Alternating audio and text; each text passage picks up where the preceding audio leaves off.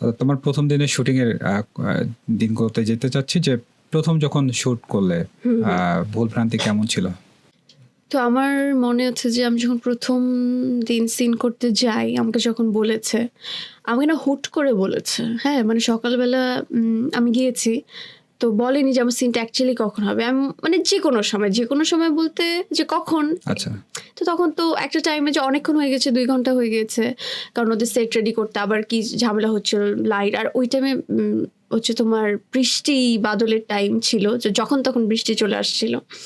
তো তখন আশেপাশে যারা কো-অ্যাক্টর ছিল তাদের সাথে গল্প করছি আমি, হঠাৎ করে আমাকে এসে বলে, সেলিম ভাই ডাকে এখনই সিন। হ্যাঁ, তখন তো আমি লাইক যে কি করবো আমার লিটারালি হাত পা কাঁপা স্টার্ট হয়ে গিয়েছে। সো তখন ওই সিনটা ছিল যে কাজল রেখা ঢুকে মা বাবার সাথে প্রথম দেখা হয় তার।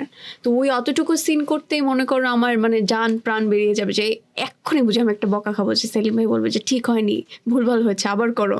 কিন্তু দেখলাম যে না, 2-3টা শটের পরে একদম ঠিকঠাক ছিল। আচ্ছা, যখন নায়িকা হয়ে গেলে সেই দিনটা কেমন ছিল যখন তোমার সিনেমা তুমি স্ক্রিনে দেখলে?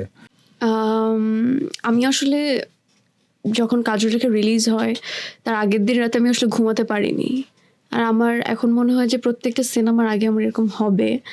তো ওই দিন মনে হচ্ছিল যে আমার পরের দিন আমার ফাইনাল এক্সামের রেজাল্ট দেবে, পাস করবো না ফেল করবো তো বুঝে উঠতে পারছিলাম না। তো ওই টেনশনটা মাথার মধ্যে ছিল। তারপরে গিয়ে দেখলাম যে না, আসলে দর্শকদের প্রতিক্রিয়া যতক্ষণ আমি দেখছিলাম যে না, যে ঠিকঠাক ভালোবাসছে, সিনেমা নিয়ে কথা বলছে, যে ভালো করেছি, এসে প্রশংসা করছে। তো যখন দেখি প্রচুর মানুষ এসে এরকম ভালোবাসা দিচ্ছে, তখন মনে হচ্ছে যে না, হয় একটু হলেও পাস করেছি আর সামথিং এরকম কিছু।